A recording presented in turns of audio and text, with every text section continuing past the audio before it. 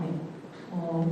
네, 물론 제가 영화를 2편 만들었고, 단편 감독이어서, 그러니까 단편 영화를 만든 이제 신인 감독이기 때문에, 사실 어떤 말을 해야 할까 되게 고민을 많이 했었는데, 일단 첫 번째로 정말 솔직하게, 그냥 제가 제 눈높이에서 많은 것들을 말씀드리고 싶었습니다. 일단 첫 번째로는, 일단 제가 큰 상을 받았고, 이제 칸 영화제에 갔을 때 이제 저한테 굉장히 많이 그 영화제에서 만났던 이제 해외의 어떤 이제 투자사분들이나 이제 영화인분들이 저한테 한국적인 영화를 기다리고 있다. 근데 왜 한국적인 영화가 요즘에는 많이 없느냐, 더 많이 그런 영화를 만들어 달라 이런 말씀을 되게 많이 해주셨는데, 그냥 제가 생각했을 때 이제 한국적인 영화라는 건 뭘까라는 생각을 되게 오래 했었고, 그러고 이제 한국에 와서 극장에 걸린 영화들을 봤을 때, 그러니까 그 어떤 격차가 항상 있고 모순이 있습니다. 그러니까 뭔가, 그러니까 소위 우리가 말하는 상업 영화라는 것, 그리고 또 근데 또 사실 칸 국제영화제 같은 되게 세계적으로 인정받는 영화들은 또 마냥 그런 상업적인 특성만을 지닌 영화가 아니거든요. 근데 저는 이제 영화학교에서 너의 개성과 너의 목소리와 너의 특색을 담은 영화를 만들어라 라는 이야기를 듣고 교육을 받았지만, 또 막상 이제 산업에 나가면 저의 그런 색깔보다는 어떤 상업 그리고 시장에 대한 어떤 초점이 맞춰지고 감독들이 또 개성을 잃고, 그러다 보면 사실 또 그런 세계적인 영화제에서 인정받는 영화가 줄어드는 어떤 그런 악순환이 있다고 저는 생각이 듭니다. 그래서 영화 시장의 어떤 자본이 굉장히 기형적으로 지금 투자가 되고 있고, 사실 그 제가 프랑스에서 봐서 되게 놀랐던 거는 그 영화진흥회와 같은 CNC 같은 그런 이제 국가 산하의 기관이 있어요. 그러니까 근데 이제 그 CNC 같은 경우는 이제 영화를 넘어서서 어떤 영상, 드라마, 뭐 시리즈, 그리고 뭐 심지어 쇼폼까지 그런 모든 영상 매체를 관할을 하고, 실제로 창작자들이 그 모든 영역을 넘어서 지금 활동을 하고 있는데, 한국은 사실 그 정책적으로 약간 좀 그 분야마다 벽들이 있거든요. 그래서 이제 그런 것들이 조금 허물어지고, 대신 영화의 고유성을 지키면서 이제 거기 그 영상 산업 자체의 어떤 자본들이 어떤 영화의 다양성을 지킬 수 있는 정책들로 좀 투자나 정책으로 이어졌으면 좋겠다. 그러니까 소위 말해서 오징어 게임 같은 그런 엄청나게 잘된 시리즈의 자본에서 이제 세금처럼 이렇게 CNC는 뛰더라고요.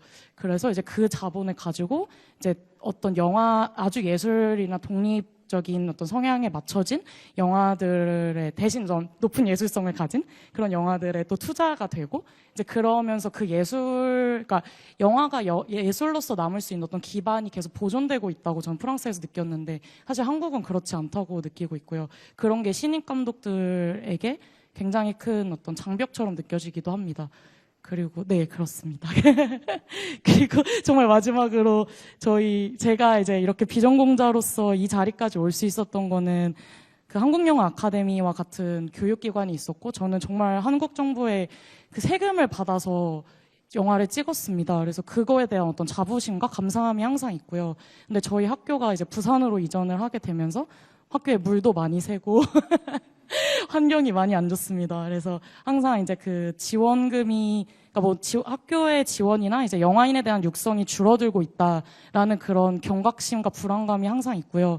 그래서 그런 부분들이 조금 좀 이렇게 잘 이루어졌을 때 또 저와 같이 아무것도 없었던 저에게도 기회가 생겼지 않습니까? 그래서 그런 부분들을 꼭 알아주셨으면 좋겠습니다. 감사합니다.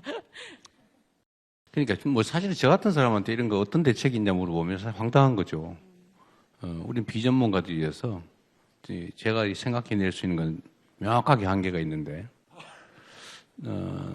제 경험을 얘기를 해보면, 어쨌든 제가 성남시장일 때 이 독립영화 제작 지원 예산을 제가 처음으로 편성을 해가지고, 뭐 그때 한 3억 정도 했던 거예요.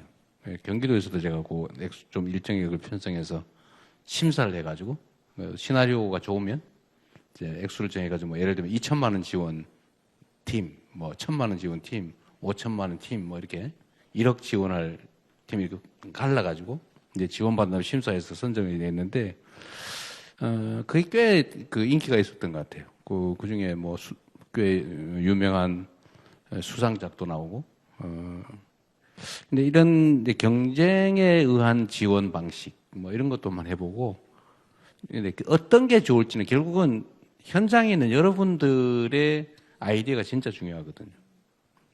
제가 지금 안 그래도 국무회의에서도 그 얘기를 가끔씩 합니다만, 우리가 이제 공급자가 주변에서 들은 얘기, 전문가 이야기라고 막 들어가가지고 잘 기획을 해봤자 그게 한계가 뚜렷하거든요. 정말로 중요한 거는 수요자가 뭘 원하는지를 정리를 한 다음에 거기에 맞춰서 지원하는 게 제일 좋죠. 그러려면 좀 번잡한 절차를 거쳐야 됩니다. 그러니까 계속 끊임없이 토론해야죠. 얘기 듣고. 그래서 원하는 걸 해주는 거, 원하는 걸 지원하는 거. 앞으로 이제 그런 방향으로 좀 해볼 생각이고요. 뭘 원하는지를 물어보지 말고 이걸 하라고 요구를 하는 게 제일 중요할 것 같아요. 아까도 말씀드린 것처럼 예를 들면 뭐 영화계에서는 이런 게 제일 중요하다. 제일 급하다. 이런 것들 목록을 좀 뽑아서 순서대로. 또 뭐 예를 들면 뭐 무용계에서는 이게 필요하다. 이런 식으로 좀 정리를 좀 해주면 좋을 것 같습니다. 정부에서도 좀 준비하기로 하고요. 네.